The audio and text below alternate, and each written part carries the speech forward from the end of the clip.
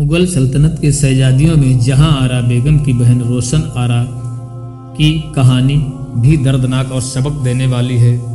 वह शाहजहां और मुमताज महल की छोटी बेटी थी और जहां आरा की छोटी बहन थी।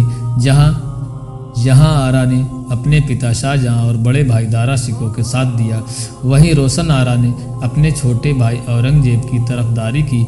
उन्हें सत्ता की भूख थी और वह अपने भाई औरंगजेब के करीब रहकर अपनी ताकत बढ़ाना चाहती थी।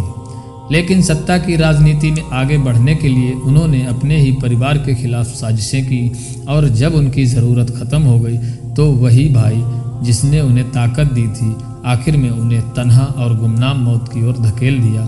शहजादी रोशन आरा की सत्ता की भूख। रोशन आरा बेगम का जन्म 3 सितंबर 1617 को हुआ था। वह शाहजहां और मुमताज महल की चौथी संतान थी। जहां उनकी बड़ी बहन जहां आरा को सूफी और धार्मिक प्रवृत्ति का माना जाता था, वहीं रोशन आरा ज़्यादा सियासी और चालाक थी। जब शाहजहां बीमार पड़े और उनके बेटों के बीच तख्त के लिए जंग छिड़ी तो रोशन आरा ने अपने छोटे भाई औरंगजेब का साथ दिया।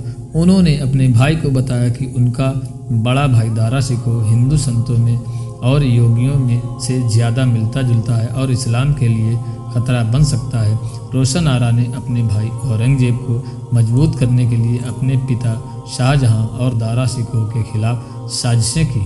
वह लगातार औरंगजेब को अपने पिता की कमज़ोरी और दारा शिकोह की नीतियों के खिलाफ भड़काती रहीं। औरंगजेब की जीत और रोशन आरा का इनाम। जब 1658 में औरंगजेब ने दारा शिकोह को हराकर उसे मरवा दिया और शाहजहां को आगरा के किले में कैद कर दिया तो रोशन आरा को इसका इनाम मिला। औरंगजेब ने उन्हें बादशाह बेगम शाही बेगम का खिताब दिया और उन्हें दिल्ली की सबसे ताकतवर औरत बना दिया। अब रोशन आरा पास बेपनाह दौलत और ताकत थी। वह दरबार में औरंगजेब की सबसे करीबी सलाहकार थीं। उन्होंने महलों में अपनी धाक जमा ली और कई जागीरें हासिल कर लीं, लेकिन यह ताकत ज़्यादा दिन तक नहीं टिक पाई। रोशन आरा का पतन, सत्ता की चालें उनके ही खिलाफ। कुछ ही सालों बाद जब औरंगजेब को लगा कि रोशन आरा बेगम हद से ज़्यादा ताकतवर हो रही हैं और उनके निजी मामलों में दखल दे रही हैं तो उन्होंने धीरे धीरे उनसे दूरी बनानी शुरू कर दी। इसके अलावा रोशन आरा के बारे में यह भी कहा जाता है कि उन्होंने अपने महल में निजी ज़िंदगी बहुत ऐशो आराम वाली बना ली थी।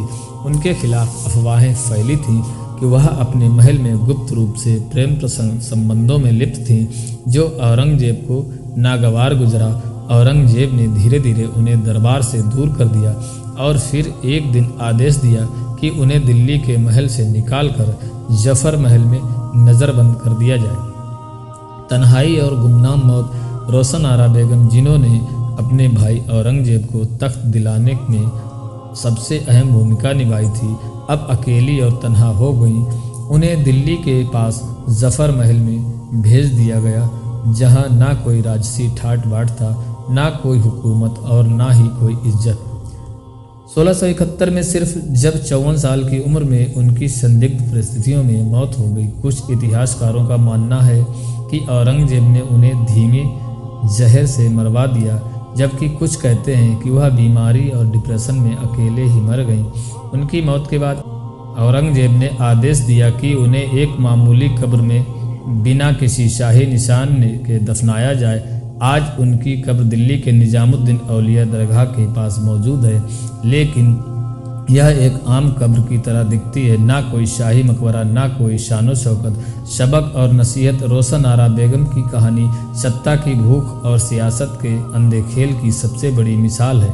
उन्होंने अपने ही पिता और भाई को धोखा देकर औरंगजेब की मदद की, लेकिन जब उनकी ज़रूरत ख़त्म हो गई तो वही भाई जिसने उन्हें ताकत दी थी उनके खिलाफ हो गया। यह कहानी हमें ये सिखाती है कि सत्ता और ताकत हमेशा के लिए नहीं होती। जिस रोशन आरा बेगम को कभी पूरे मुग़ल सल्तनत की सबसे ताकतवर औरतों में गिना जाता था, वह आखिर में एक गुमनाम कैदी बनकर मर गए। जहां उनकी बहन जहां आरा ने अपने पिता के साथ वफादारी निभाई और गुमनामी में चली गई, वहीं रोशन आरा ने सत्ता के लिए चालें चलीं और फिर खुद उन्हीं चालों का शिकार हो गए।